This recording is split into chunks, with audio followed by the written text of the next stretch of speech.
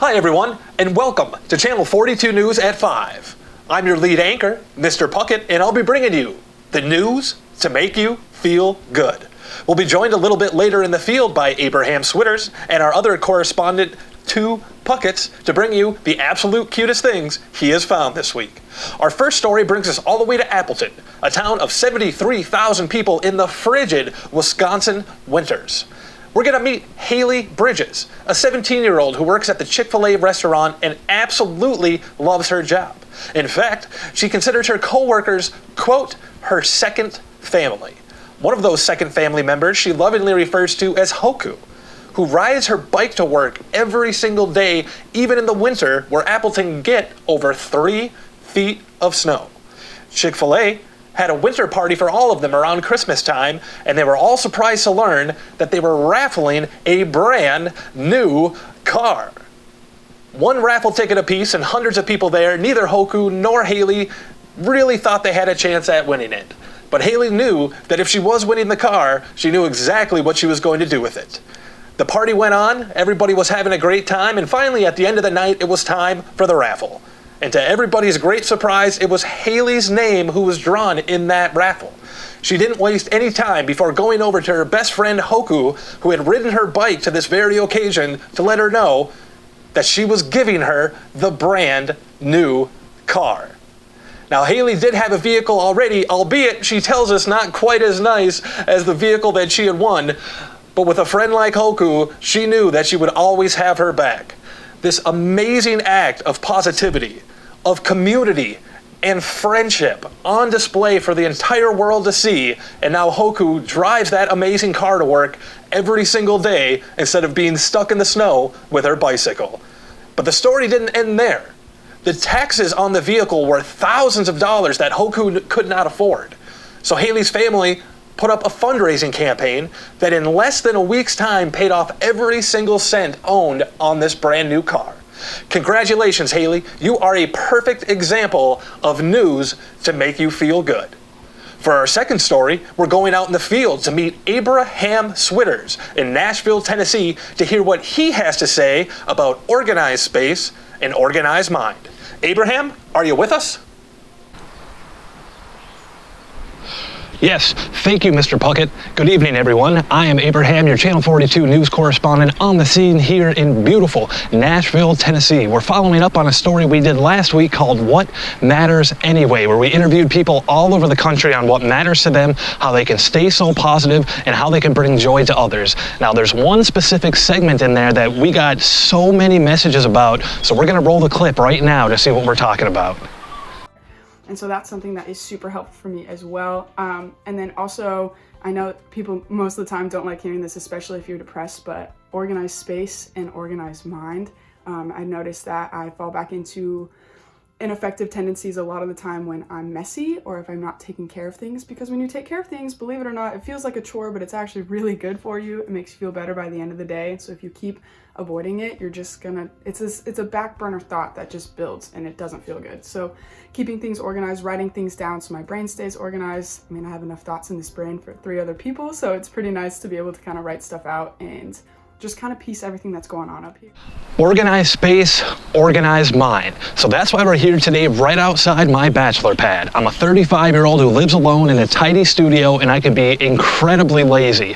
So we're gonna put this to the test today. We're gonna test out Olivia's theory of organized space, organized mind. We're gonna take a look at what a wreck my place is. I never have people over. I never entertain. Nobody has any idea how disgusting it is in there. So we're gonna take a look. We're gonna go ahead and clean it up, and we're gonna see how I feel afterwards. So without further ado, let's take a look. This is my disgusting kitchen. It feels like lately I've been in a rut, like I've been stuck and just going through the motions. Usually these are some of the first signs of me falling into a depressive episode. I start running a little bit less. I stop cleaning. I start spending more time in bed, and everything spirals out of control. So today I'm using this video as an opportunity to try to stop that spiral and do something that we could all do today. Organize space, organize mind.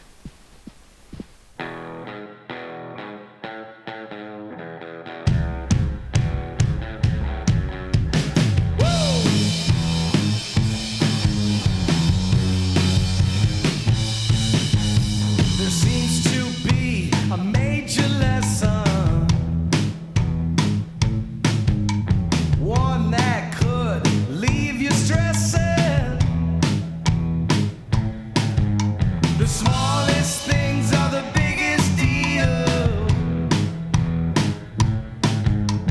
Let's let go and take the wheel. Ah, ah, ah, ah. Money maker, money maker, money maker. Shake your money maker.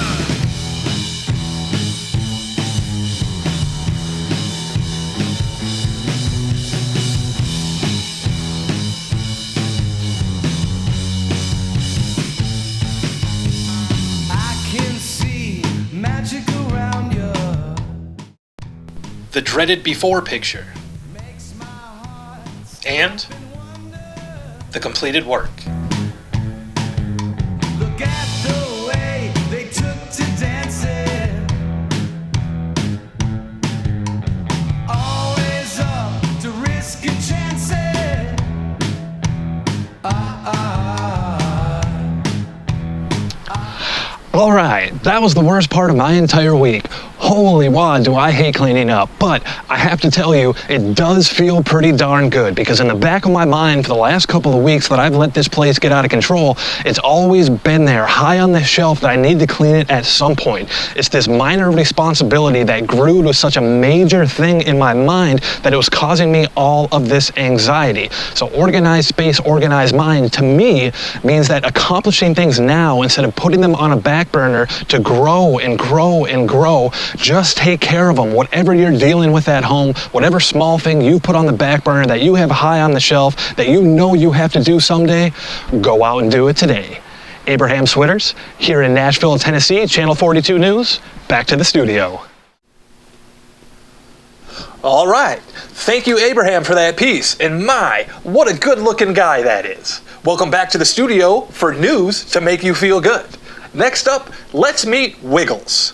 Wiggles is an 11-year-old pit bull mix in Missouri who has lived his entire life in a shelter. A no-kill shelter that has taken very good care of him, but has been passed over by hundreds of people who have gone to that shelter to adopt dogs. Wiggles entered that shelter under 1 year old and was an incredibly aggressive dog. And the people at the 5A shelter took care of him, got all the aggression out of him, only to find out that Wiggles had a tumor problem in multiple different parts of his body. In addition to that, he also had food allergies in a very specific diet. So when people came to the shelter looking for a dog, as the years went by, it became less and less likely that Wiggles would get adopted. Not only now because of the health issues, but also because of the age. We hear here at Channel 42 News at 5 that dogs over 5 years old have a less than 50% chance of getting adopted compared to dogs under 5 years old. So as the years went on, it became less and less likely that Wiggles would find a loving home. That is until this week, at 11 years old, when this family walked into the shelter in Missouri and asked for the dog who needed the most love. The shelter volunteers looked around and knew exactly who needed the most love, and that was Wiggles. They introduced the family to Wiggles, told them about all the tumors, told them about how he used to be aggressive, told them about his specific diet and how he only had a couple years left to live, and the family didn't bat an eye. Wiggles left the shelter that day to a standing ovation by all the volunteers that had loved him for over a decade and now resides in a home with a beautiful backyard and a loving family in the middle of Missouri. We give 2 thumbs up to Wiggles and to the beautiful family who adopted him. If you're thinking about adopting a dog today, I encourage you 100% to adopt one that's older than 5 years old and not a puppy, because they have less likely of a chance to be adopted and to live a beautiful life outside the shelter. With that being said, let's go out to our next news correspondent. I think we have 2 Puckets on the line. 2 Puckets, are you there with us? All right, thank you, Mr. Puckett. As he said, I am 2 Puckets. I am here for my favorite segment of the week. This is the most awesome things I saw today.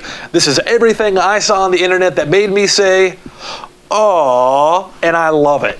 Let's take a look at what our first video is.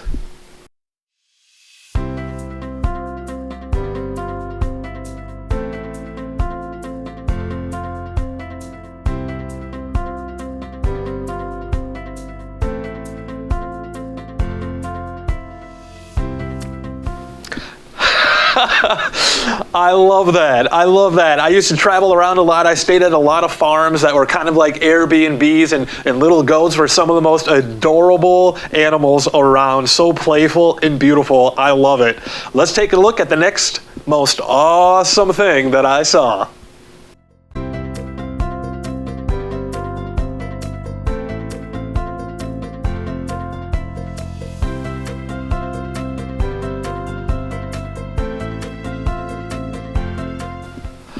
Oh, can you imagine waking up like that? I love it. Neither one of my dogs are that excited in the morning, but they'll just lay there and just not want to get out of bed and just stare at me, hoping that I won't stand up. But the second that I do stand up, they're both at the door ready to go for a run. I cannot imagine waking up without a dog. And you know what? Why am I showing these videos of other people's pets? The most awesome things I saw this week were both these two amazing dogs. So let's take a look at what they did to make me smile.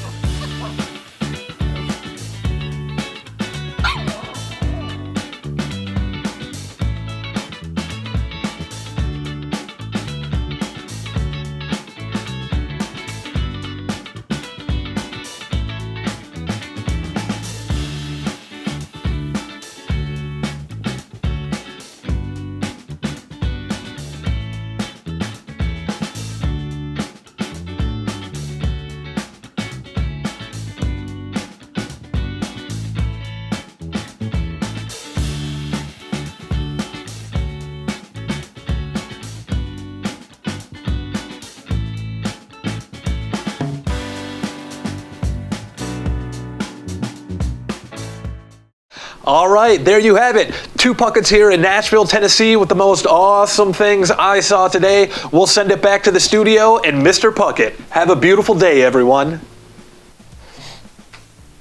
All right. Thank you, Two Puckets, for that adorable segment. What a beautiful mustache you have. I hope you never shave that off. Now it's time for one of my favorite segments here we do on Channel 42 News, and that's This Day in History. February 11th, we look back all the way to 1990, where Nelson Mandela was finally freed from prison in South Africa. He later went on to become president of the country and was instrumental in ending apartheid in the area. From one of his early trials, we have a quote here from Mandela himself that says, "I have fought against white domination. I have fought against black domination. I have cherished the ideal of a democratic and free society in which all persons will live together in harmony and with equal opportunities. It is an ideal which I hope will live and will see realized. But if needs be, it is an ideal for which I am prepared to die." Inspiring stuff from Nelson Mandela here on February 11th, 2021. We hope something just as inspiring happens to each and every one of you. We continue on now in our entertainment segment. Dwayne "The Rock" Johnson, wrestler, entertainer, former homeless, and all-around incredible person. Dwayne struggled with homelessness both in his teens and his 20s right here in Tennessee. In stepped a man named Bruno Lauer, a friend of Dwayne who allowed The Rock to stay at his trailer during these bouts of homelessness so he wouldn't have to sleep on the street or in the shelters. In a post later written to Bruno by The Rock once he became famous, Dwayne said, quote, "Your kindness and heart helped change my life's trajectory."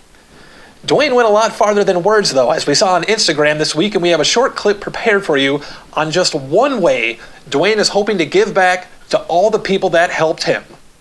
Let's take a look at the clip.